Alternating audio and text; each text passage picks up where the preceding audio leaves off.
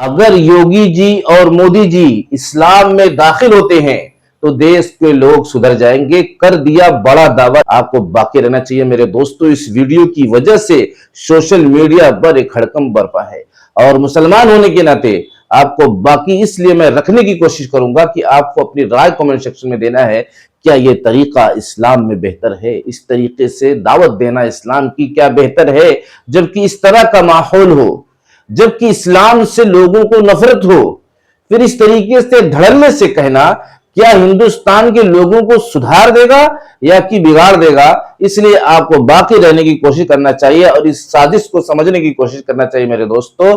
मौलाना जर्जीस के बयान पर भी आपको बाकी रहना है। ऐसा बयान दिया है जिसके बयान से भी एक बड़ा हड़कंप बरपा है।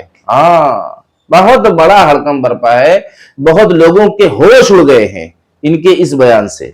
मेरे दोस्तों, मेरे अजीजों, मैं आपको ऐसे ही नहीं कह रहा हूं बाकी रहने के लिए। आज की वीडियो में बहुत कुछ होने वाला है, बहुत बड़ा होने वाला है। हाँ, इसलिए मुसलमान होने के नाते और देश के जितने भी नागरिक हैं उनको भी बाकी रहने की कोशिश करूंगा, इसलिए कि मेरे चैनल के माध्यम से भाईचारा को बनाने की कोशिश की जाती है, इस्लाम के अखलाक और किरदार को पेश करने की कोशिश की जाती है। यहां पर कोई काम जबरदस्ती नहीं है, किसी के खिलाफ, किसी के मुआफिक नहीं है, बल्कि हक के साथ चलने की कोशिश की जाती है। इसलिए हम आपको रोकना चाहते हैं ताकि लोगों तक हक का पैगाम पहुंचे। आइए, इस बयान से हो सकता है देश के अंदर मुसलमानों को बहुत बड़ी तकलीफ पहुंच जाए, इसलिए आपको बाकी रहना है। या इसने कितना सही किया, कितना गलत किया, अपनी राय कमेंट सेक्शन में देने की कोशिश करना है मेरे दोस्तों। ये कोई मामूली वीडियो नहीं है। आइए पहले इनकी वीडियो देख लीजिए, उसके बाद मौलाना जर्जीस का जो बयान आया है ना, उसको तो पूरी दुनिया के जितने भी लोग नॉन मुस्लिम हैं उनको सुनना चाहिए, जरूर सुनना चाहिए। हाँ, आइए बोलिए, देखिए।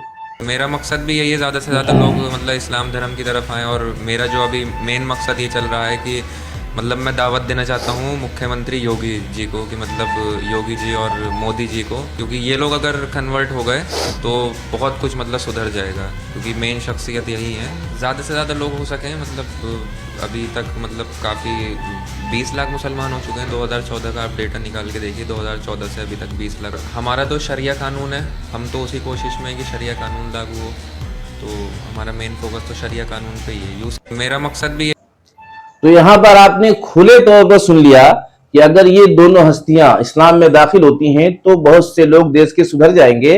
और उसके आगे इतने इतने लोग, 20 लाख लोग इस्लाम में दाखिल हो चुके हैं। उलमा भी अपनी राय रखे, मुस्लिम आवाम भी अपनी राय रखे। क्या इस तरीके से इंटरव्यू में कहना कहीं ना कहीं से इस्लाम की जो मोहब्बत है उसको नफरत में बदलने का काम होगा या नहीं होगा? जबकि एक बड़ा राज फाश कर रहे हैं कि इस तरीके से तरक्की हो रही है और हम चाहते हैं योगी और मोदी भी इस्लाम में दाखिल हों। तो क्या इस बात से योगी जी और मोदी जी सहमत होंगे, खुश होंगे, या आगे मुसलमानों के लिए और नफरत इनके दिलों में पैदा होगी? इसलिए आपको अपनी राय कमेंट सेक्शन में देना है। देखो, दूरअंदेशी सीखो। इस्लाम की दावत देने का क्या यही तरीका है? इस्लाम पेश करने का क्या यही तरीका है? इसलिए आपको मेरे दोस्तों, मेरे अजीजों, मुसलमानों के हक में मुसलमानों का फायदा देखकर अपनी राय कमेंट सेक्शन में देना है। अब आइए मौलाना जर्जीस साहब का वो बयान, मेरे दोस्तों, जो दुनिया के हर इंसान को हिला देगा, जरूर सुनना है। आइए देखिए। वो दुश्मन जिसने मोहम्मद रसूलुल्लाह को गाली दी, नबी की बीवी को पर जिना की तहमत लगाई और कहा कि आयशा फला फला आदमी के साथ गलत ताल्लुकात उनसे कायम हुए। हजरत आयशा की बरात में पाक दामनी में अल्लाह ने सूरह नूर के अंदर 18 आयतों को नाज़िल फरमाया। मेरे भाइयों, वो अपने उमर जो नबी को, नबी की बीवी को गाली देता था, लेकिन मर गया तो उसका बेटा कहने लगा कि अल्लाह के रसूल, आप अपनी कमीज या चादर आप दे दें तो मैं अपने बाप के कफन की जगह पर उसको डाल दूं। शायद जब तक आपकी चादर या कमीज मेरे बाप के जिस्म पर रहेगी, शायद अल्लाह ताला उसके अज़ाब में कमी कर दे।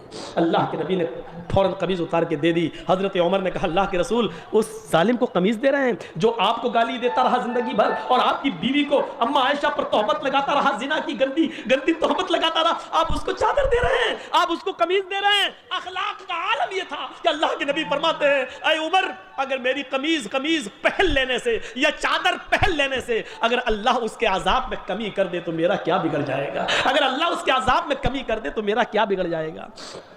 लोगों ने कहा, अरे अब्दुल्ला इब्न उबई के बेटे, जो रसूल अपनी चादर या कमीज दे सकता है तो वो तेरे बाप का जनाजा क्यों नहीं पढ़ा सकता? गुजारिश तो कर, रिक्वेस्ट तो कर। अल्लाह के नबी के पास आया बेटा, कहा अल्लाह के रसूल अगर मेरे बाप का जनाजा पढ़ा दें आप तो आपका क्या बिगड़ जाएगा? आपने कहा कुछ नहीं, चलो मैं तुम्हारे बाप का जनाजा पढ़ाता हूँ। आप अल्लाह के नबी जैसे ही खड़े हुए, उमर फारूक ने पीछे से कमीज पकड़ के खींचा, नहीं मैं इसका जनाजा नहीं पढ़ाने दूंगा। और अल्लाह के रसूल जो जिंदगी भर आपको गाली देता रहा और आपकी बीवी पर तहमत लगाता रहा, आज वो मर गया और आप उसका जनाजा पढ़ा रहे हैं, मैं नहीं पढ़ाने दूंगा। अल्लाह के नबी ने कहा उमर मेरे दामन को पीछे से छोड़ दो, अगर मेरे जनाजे की नमाज पढ़ाने से अगर अल्लाह इसको बख्श देता है या इसका अजाब कम कर देता है तो मेरा क्या बिगड़ जाएगा?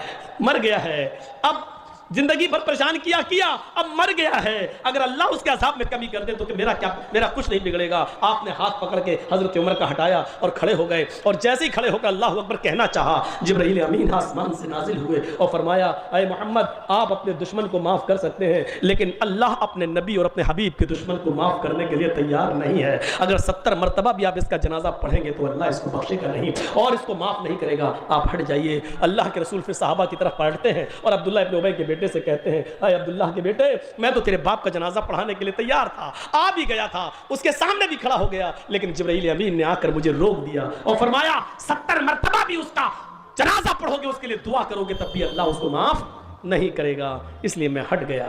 अगर मुझे मालूम हो कि 75 बार दुआ करने से अल्लाह बख्श देगा तो आज 75 बार भी मैं उसका जनाजा पढ़ा देता, लेकिन अल्लाह बख्शेगा। 3 बातें मुझे अर्ज करनी है। यहाँ आप सल्लल्लाहु अलैहि वसल्लम की मोहब्बत आपके सामने आ गई कि दुश्मनों के साथ इनका क्या रवैया था, क्या किरदार था। कहा कि अगर 75 बार में अल्लाह कहता तो मैं 75 बार जनाजे की नमाज पढ़ा देता। किसको कह रहे हैं? जो कट्टर दुश्मन था, जो तकलीफ को पहुंचाता था, जो सताता था। अब मैं आता हूं उस भाई की तरफ जो योगी और मोदी जो इस्लाम की दावत दे रहे हैं, इसकी तहकीक करना जरूरी है कि ये कोई साजिश तो नहीं है, ये मुसलमान हैं कि नहीं, ये भी कंफर्म करना होगा।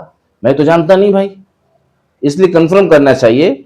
और आगे जो बात है मेरे दोस्तों, मेरे अजीजों, अब ये बात मैं करना चाहूंगा कि थोड़ा सा मुआशरे पे आ जाते हैं। मुआशरे में इस वक्त सबसे बड़ा बिगाड़ जो आ रहा है वो मोबाइल की वजह से आ रहा है। छोटे छोटे बच्चे, दरमियानी बच्चे, 15 साल, 14 साल, 13 साल, 12 साल, 16 साल के तबाह और बर्बाद हो रहे हैं।